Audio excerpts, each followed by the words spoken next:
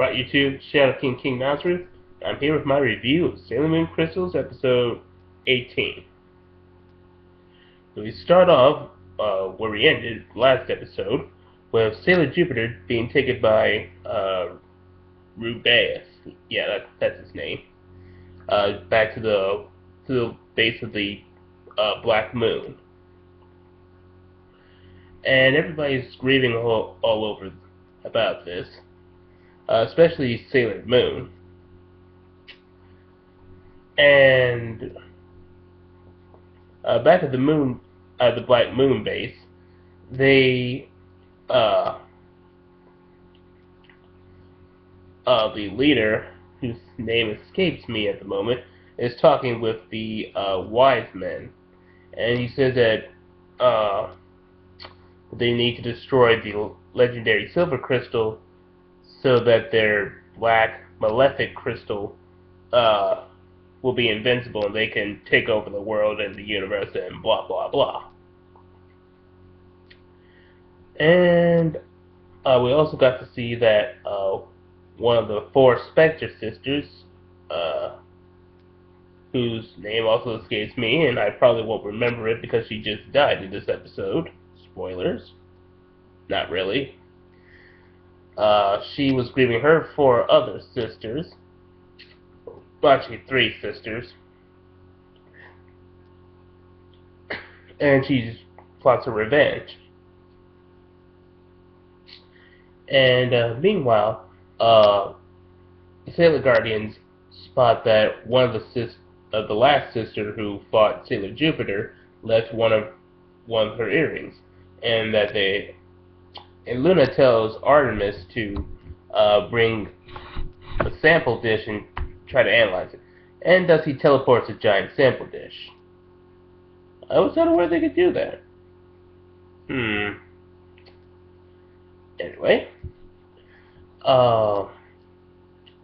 Tetsuya Man starts carrying the sample dish, and when he heads back home, he starts consulting with the fragments that were a part of the four Dark Kings, or former Dark Kings, who serves him, Jadeite, Nephrite, Zoisite, and Kunzite, and they gave him advice that he has to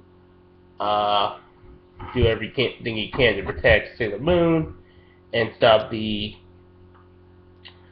Black Moon Kingdom, as well as that they send some sort of temporal distortion from the Black Moon malefic crystal, and they're not entirely sure why it's causing distortion in the space-time continuum. And they said that in order to protect Sailor Moon, they have to Tetsuya has to unleash his power, but he doesn't. But he says he doesn't have any powers, unlike the other Sailor Guardians.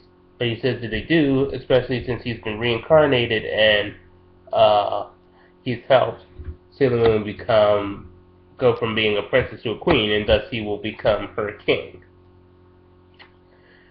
Then they head back to Sailor Moon's place, and we see that Little Usagi has been going to elementary school and has been making a friend, whose name is not important right now.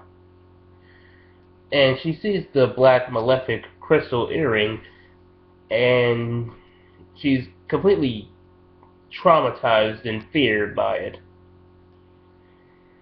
And then we cut to later, where Usagi is still grieving, and her friend Nina, what's her name?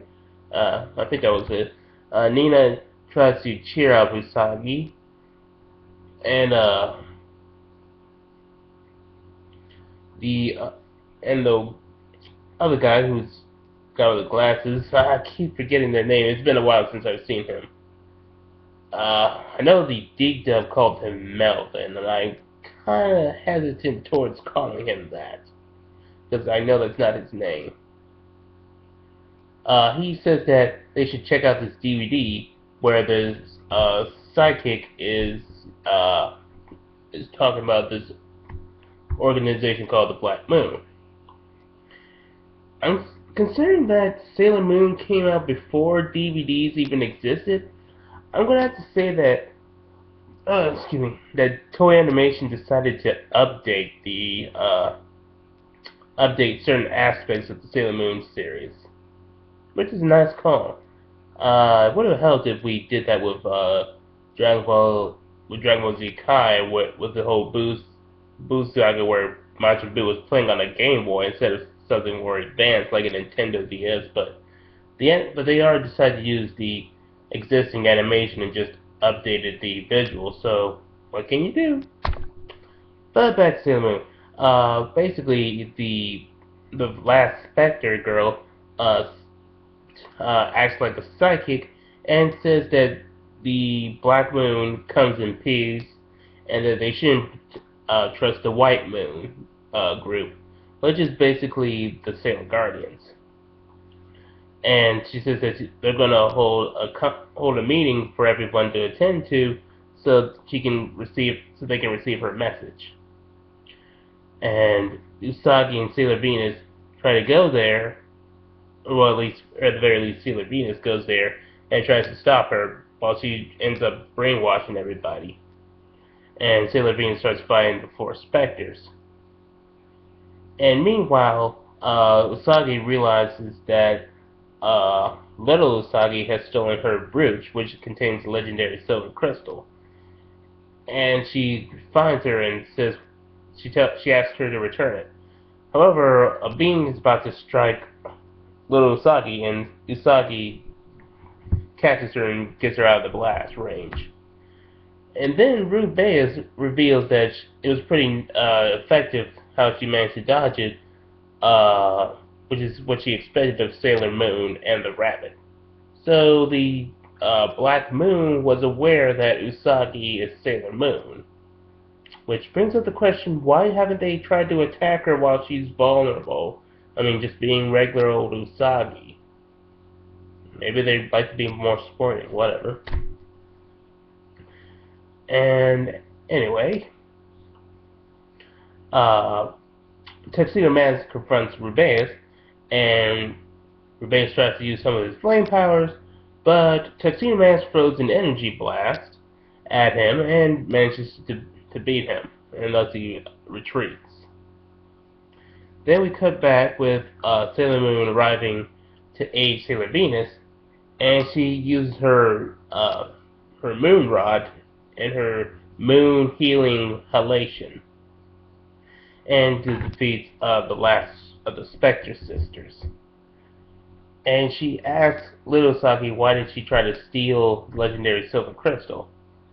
And Little Usagi says that where she was from, she heard that it was dangerous to use the legendary silver crystal of this time along with her current one, which is the future one. And she asks Sailor Moon to help save the 30th century. So yeah, she's well over 900 years old current to this time, but considering that Sailor Moon was developed in the 20th century, that would have made Little Usagi about 1,000 years from the future. So yeah, we got to saw a lot of bit of shocking twists, considering if you didn't know this original material.